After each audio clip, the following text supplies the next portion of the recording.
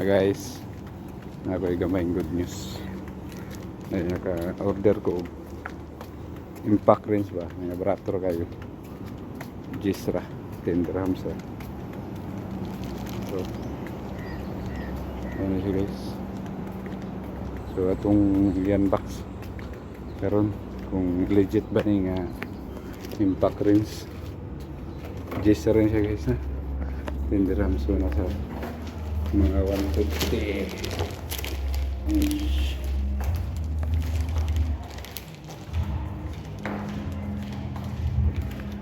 ang sulaya ka pre. Unboxing na ta mga idol. Basta kay Gisra ni. Pagkita ko sa inyo ang kung gi-order ah.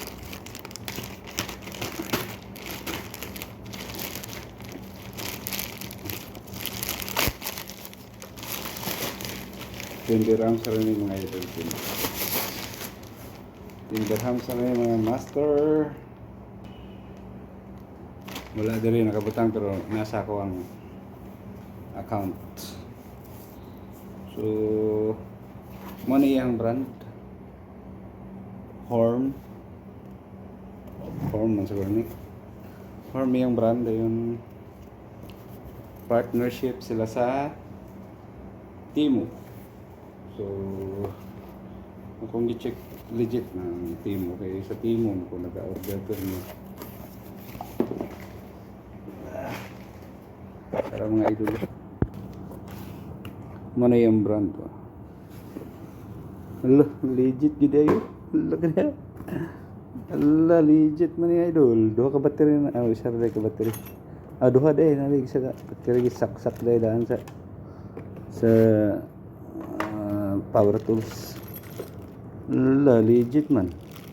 Ano siya butangan nagsuano sa bakos. Lah battery idol. Lah. Legit nga idol oh. Lah. Lah. Gana man idol. Lah, gana mga master. Muna yung brand mga master oh. Gana gid.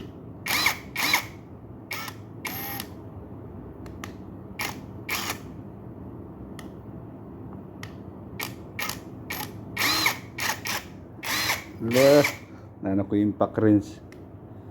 Nagkantidad ra og 10 dirhams 150. So mo ni yang pakapin no. Yang abridor basta mo na. Lah mga idol, legit man. 10 dirhams. Legit siya mga idol. Double purpose na siya idol. Nga ba siya ay kuwan sa tunga. Mga screw. Lah, legit man. Yey. 10 dirhams na ni. Ang tingala. Nawada akong isin sa akong ibutang sa screen. Manual niya.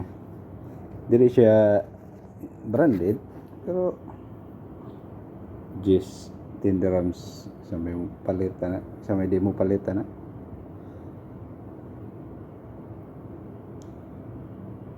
La legit man. La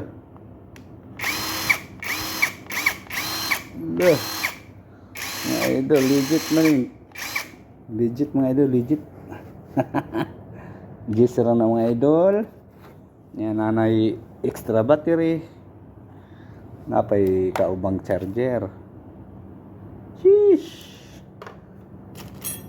All goods.